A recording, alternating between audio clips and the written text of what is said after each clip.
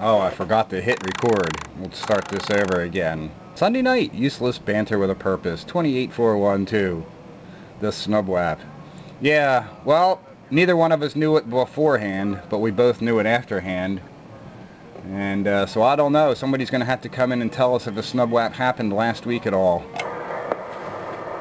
Kilo Bravo 3, Yankee Whiskey Juliet. Hello, Charles. Hello. No, it didn't happen last week. Geez, and you and I are not here, Pete. I guess nobody else wants to take on the responsibility. I never thought the world revolved around me, but apparently the SNUBWAP does. I was at a concert. It was my wife's birthday, so I got a valid excuse. I was winding down from a week of softballing. Is that any better, guys? Hello, hello? Yeah, that is better. Better here. I switched over. So I was on the old Comet 250 antenna, and I switched back over to the Antron. What's that comment? Like a dummy load or what? Yeah, you got it. You weren't even giving me any kind of signal. I think Stuart would have taken you out. He was giving me about the same signal as Stuart. Yeah, it's a compromise. Yeah, between working and not working. And I think not working won. I think I could make something out of a hunk of wire that worked better. That's right. Speaking of wire hunks, I hear you got an oscilloscope with my name on it. Yeah, one looks real nice, Pete. It's got the feet on it still. I've never seen one with the feet on them still. Real clean, all the decals. And the other one, that one doesn't work for whatever reason. He said the other one that's not so pretty with that like ink mark on it or a Sharpie pen or something, that one works. So he said, hey, but the price is right, the deal was real. Yeah, at that price you can't say no. Out of two of them, I get one. That's all I need is one. And it's a shame because the one I have is in beautiful shape. It just doesn't work. What brand are these? HP. Oh, no kidding. Wow. 100 meg.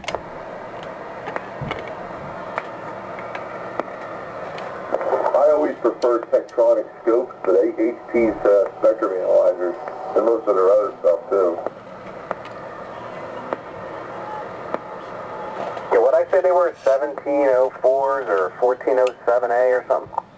Yeah, I don't remember the number offhand. The one I have now that I think just half the power supply is dead. I ought to try and attack that and see if I can't fix it. It's pretty deep without a schematic. But anyway, it's a BK Precision 100 meg dual trace. Oh, that's what I run. Okay. Well, this has the manual and the schematics are in there. And I looked on the web and it seems like the biggest problem they have is with the power diodes. Yeah, on the power supply. Yeah, maybe I ought to look into that on mine. But in any case, at that price for the offering, I'll certainly take it. That'll get me up and running. Okay, so I guess I have to ask, how much?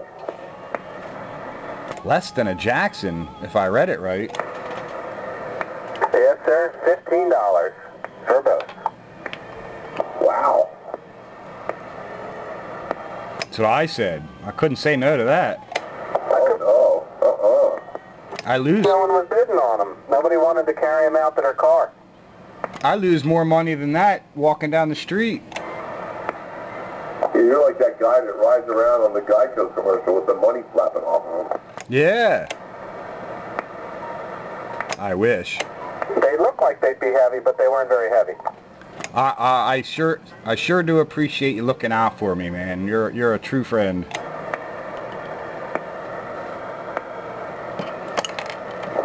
Speaking of looking out for you, I might have a line on a replacement power transformer for your heat kit.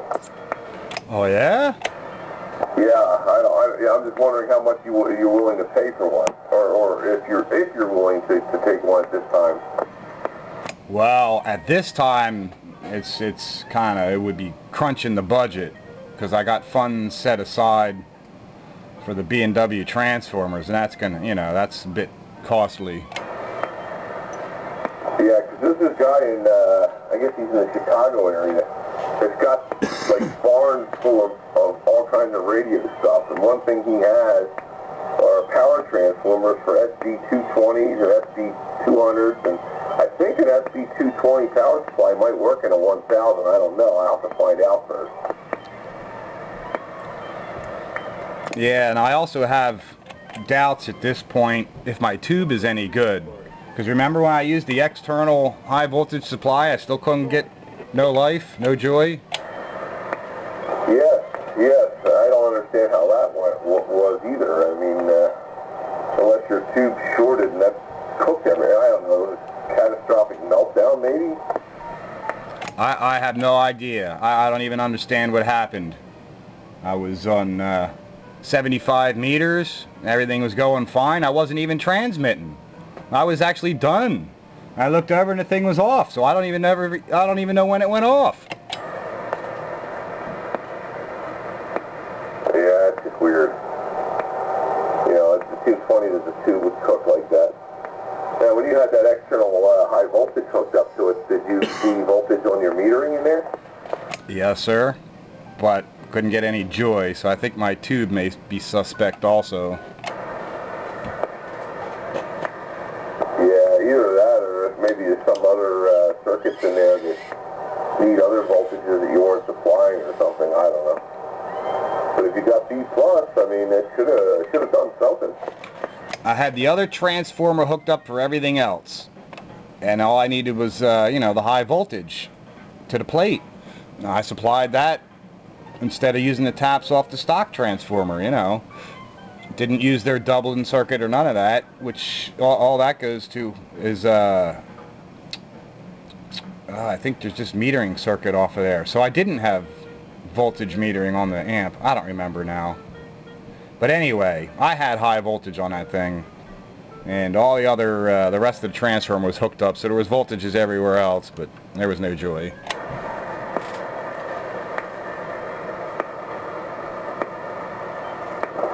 Well, you know,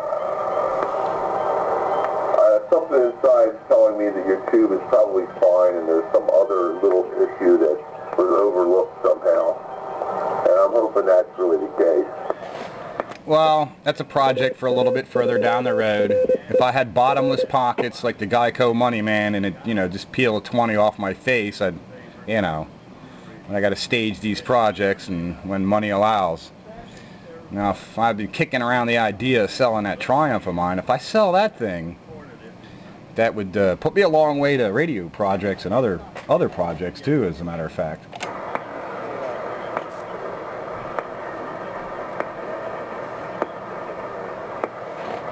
AA3RE. Yeah, at this point, that thing's just a money pit. Yeah. So, over to you, Charles. How's the things going over your way in 3CVJ? Not too bad. Seems like everything's going alright. Had my hand operated on, so I'm recuperating. Oh, yeah, what do you got, carpal tunnel or something? Now, kind of cut it up pretty good on a dump truck tailgate. Oh, that's not too good. Nothing smashed or broke, just cut. Oh, okay, well, so what they did have to do is just stitch it all up again. I have to go and fix nerves in the flex tendon. Any kind of surgery is never much fun.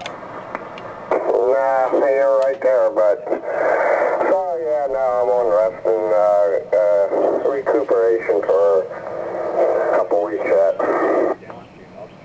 That gives you time to play radio. Yeah, Roger. As long as you got the other hand to key the microphone, you're good. Yeah, well that's what I'm doing now. I'm keying with the left hand. That's what I'm doing too. I'm keying with my left hand. That's the way I'm sitting at my table. That's the time to experiment around with Vox. It definitely is no fun though. Time to experiment around with Vox. Gee, there you go. Yeah, I was looking at that in the book too. Some people like it, some people hate it. I've never found anybody in between. Well, it's not hard keying with the, definitely not hard keying with the left hand, so we'll probably just keep on work that way.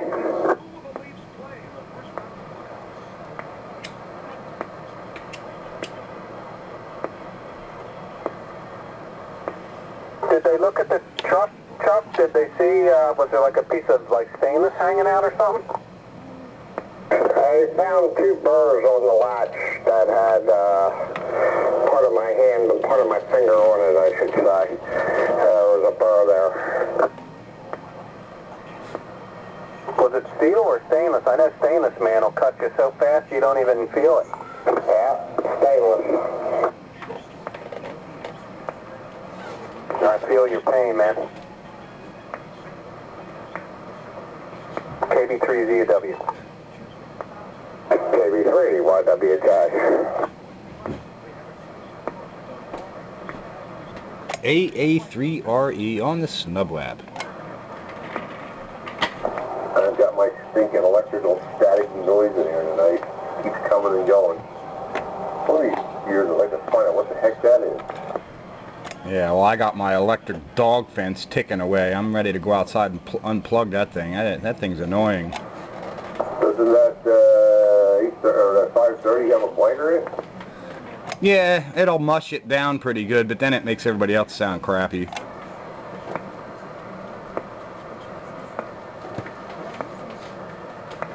Yeah, well, that's the thing. Yeah, this Icon's got a crappy noise blanker. It seems to work okay on sideband for ignition noise, but it distorts the heck out of FM and AM. Well, actually, that's not too bad. What it is, I guess it's if somebody was adjacent channel, that's what it is. That'll come through, but right on frequency, I got it on and blanker level all the way up. Seems to be working pretty well. Doesn't get rid of it, though. Having a nice little HT around to troubleshoot with, walk around with is good.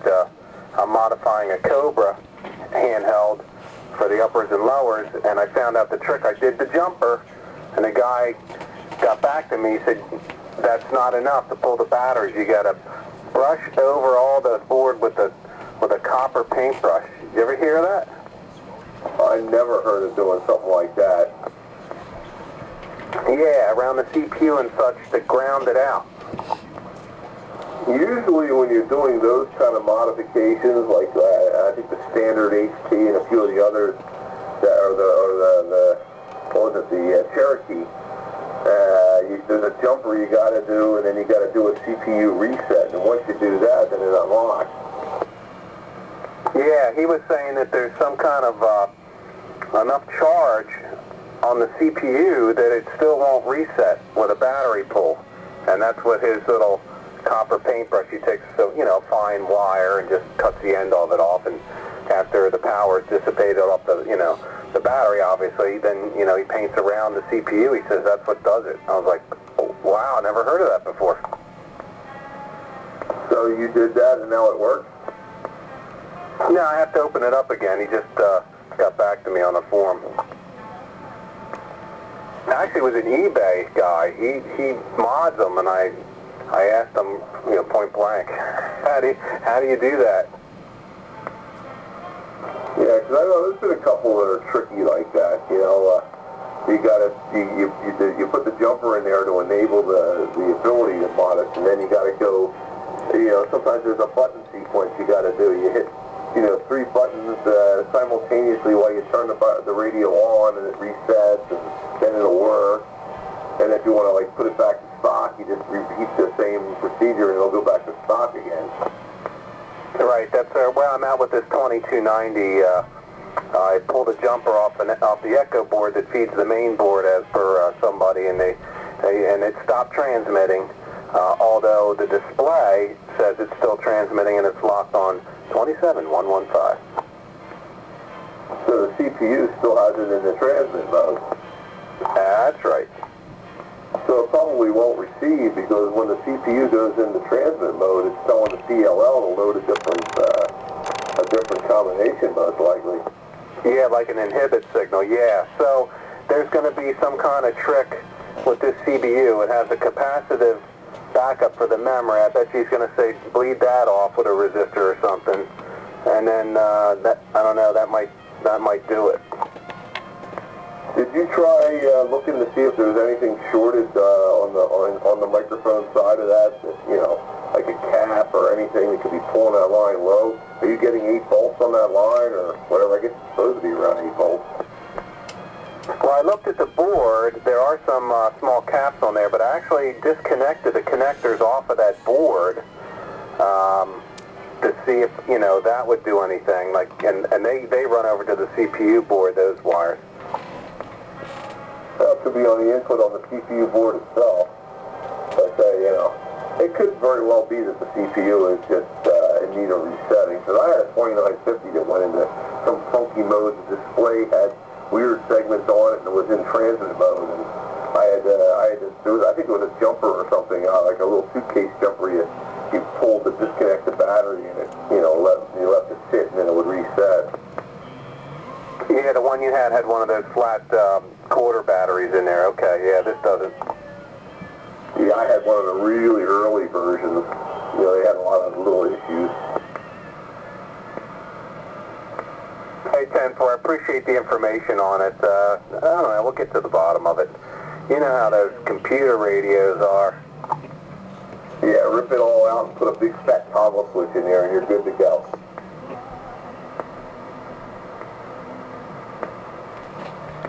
Keep it simple, stupid. That's right.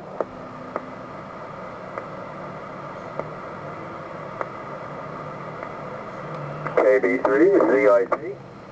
Hey, there's the Zipster. Hello, Zip. Good evening, gentlemen. I use that term loosely. Gentlemen and Dave.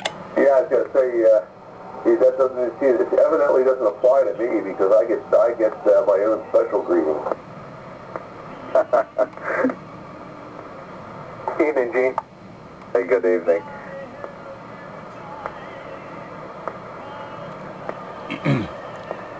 Hey, Pete, I have an antenna question for you. I'll do my best to answer. When you run two verticals, and I think the term is co-phased, is there some module that feeds both of them simultaneously, that like a Y adapter or something like that? To properly co-phase antennas, you need 2 equal lengths of 75 ohm coax. And bring that into a T to your 50 ohm feed line down to your radio. And then you got to space the antennas anywhere from a half wavelength to 5/8 wavelength apart for the best pattern. Okay, so it has to be 75 ohm down lead at that point going into a Y adapter. Yeah, well, I haven't seen RFYs, but they have RFTs. And yeah, 2 equal lengths of 75 ohm coax. That's the quick and dirty way. If you want them in phase. Now, if you unequal those lengths, you can push more RF into one antenna than the other, and then you can skew the pattern, make it end fire one way or the other way. If you make one 3/4 wavelength long and one 1/4 wavelength long, bring it into your T, and now you got an end fire in the direction of the longer one, I believe. Oh, okay, like a cardioid pattern. Exactly. You get a big fat double butterfly on a straight co-phase off the broadside.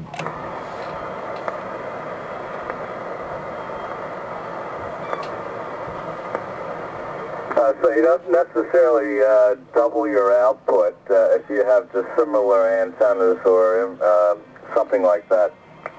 Well, you more than double your gain in the favored direction, but you go from an omnidirectional to two big fat lobes.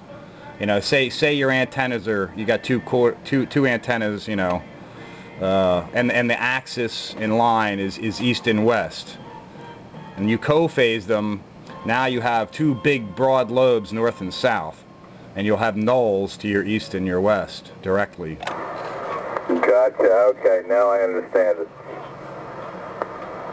Yeah, because that's it. Nothing's ever free. Gain is, no matter what you do to get more gain, something else is sacrificed for it.